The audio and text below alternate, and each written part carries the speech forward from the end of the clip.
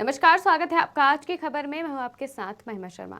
आज खटीमा के विधायक भुवन कापड़ी ने एक निजी होटल में प्रेस कॉन्फ्रेंस का आयोजन किया, जहां उन्होंने सरकार पर निशाना साधते हुए कहा कि शासन प्रशासन पूर्ण रूप से भ्रष्टाचार में लिप्त है। चाहे वो खनन का हो या फिर अन्य मामले, सब जगह शासन प्रशासन अपनी दखलंदाजी कर रहा है। और वहीं खटीमा विधायक भुवन कापड़ी ने कहा कि सरकार चार धाम यात्रा में विफल रही है और विधानसभा सत्र गैर सैड में किया, लेकिन पहाड़ की समस्याएं नहीं सुनी गई। हमें बड़ी उम्मीद थी कि मानसून सत्र को चलाया जाएगा और आपदा, भ्रष्टाचार, चार धाम जैसे गंभीर मुद्दों पर सरकार सुनवाई करेगी।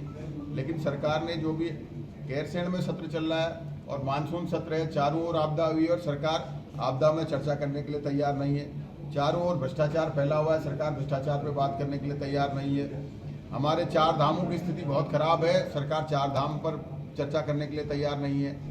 सरकार, मेरा ये कहना है कि सरकार इन सब मुद्दों से इसलिए बच रही थी कि आपदा में सरकार लोगों को राहत नहीं दे पाई और भ्रष्टाचारियों को सरकार लगातार संरक्षण दे रही है और एक्सटेंशन दे रही है।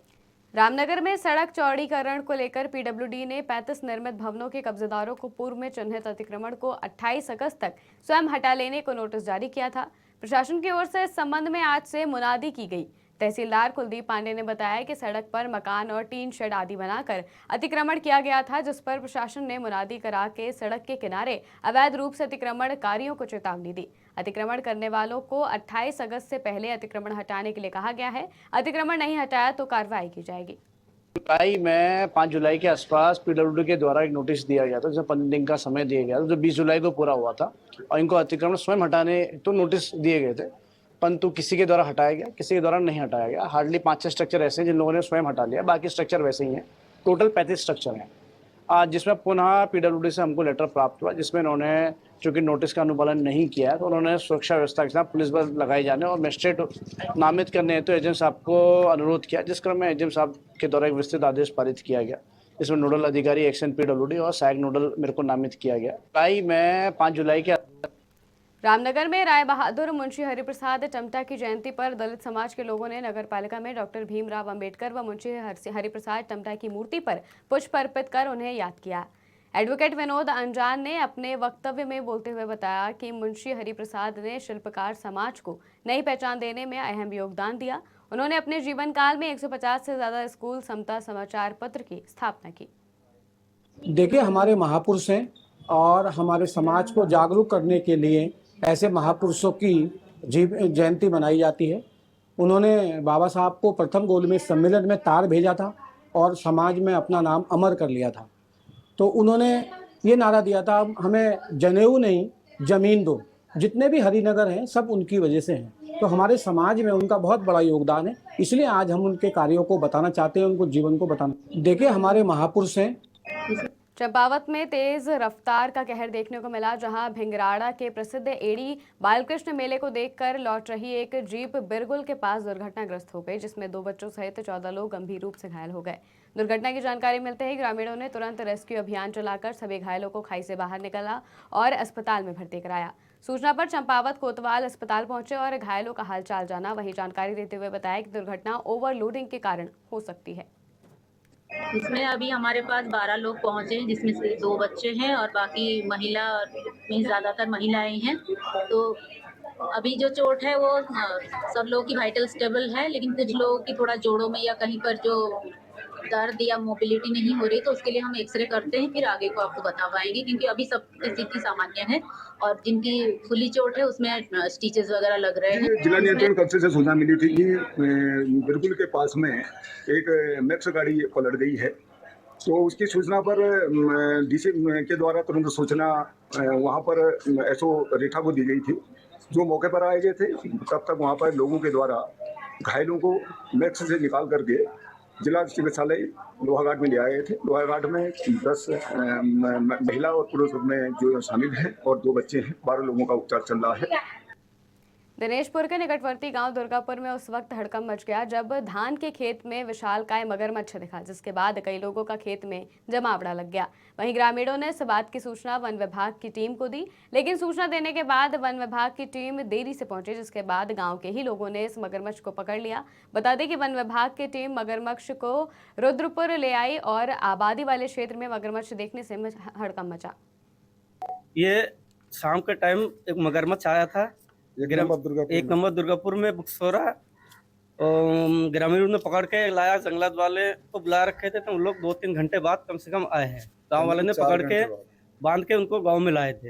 यहाँ पड़ोस में शिव मंदिर है, गांव में शिव मंदिर में गांव वाले लोग आके इकट्ठे हुए, फिर यहाँ से जंगलात वालों को खबर किए, फिर 3-4 घंटे बाद वो लोग आए, आके वो लोग ले गए। गांव में दहशत का माहौल।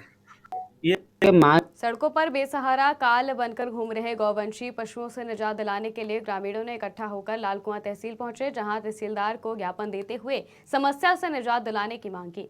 ग्रामीणों का कहना है कि सड़कों पर बैठे या फिर घूम रहे गौवंशी पशुओं की वजह से नवयुवक दुर्घटना का शिकार होकर मर रहे हैं। साथ ही आए दिन दुर्घटनाओं का खतरा बना रहता है और आवागमन करने में भी राहगीरों को परेशानियों का सामना करना पड़ता है, मगर सरकार की अनदेखी की वजह से लोग परेशान हैं।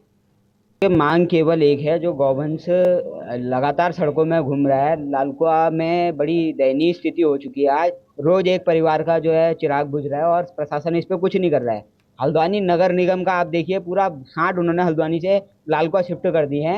हमारी एक सूत्री मांग है कि जो बाहर से सांड आ रहे, पहले तो उस पर रोक लगे और गंगापुर कपडाल में जो गौशाला है या हल्दूचौड़ में गौशाला है, उसमें स्थानीय पशुओं को जो है गौवंश के बारे में आज से पूर्व भी जो है तहसीलदार महोदया को यहाँ पर हमारे द्वारा ज्ञापन दिया गया था कि हमारे क्षेत्र में आए दिन आवारा जानवर काफ़ी जो काश्तकारों को नुकसान पहुँचा रहे हैं, फसलों को नुकसान पहुँचा रहे हैं।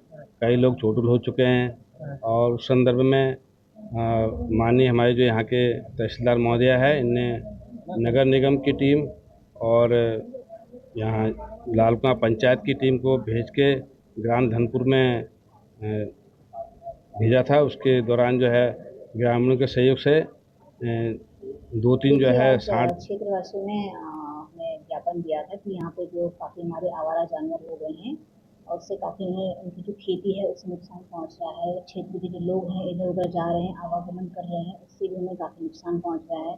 आए दिन यहाँ पे एक्सीडेंट्स हो रहे हैं। तो इस संबंध में क्षेत्र के लोगों द्वारा काफ़ी आक्रोश व्यक्त किया गया और हमें ज्ञापन दिया गया। इस संबंध में प्रशासन द्वारा शीघ्र ही एक अभियान चलाते हुए जो भी हमारे जानवर हैं, हमारा जानवर हैं, उन्हें पकड़ते हुए उन्हें गौशाला भिजवाया जाएगा।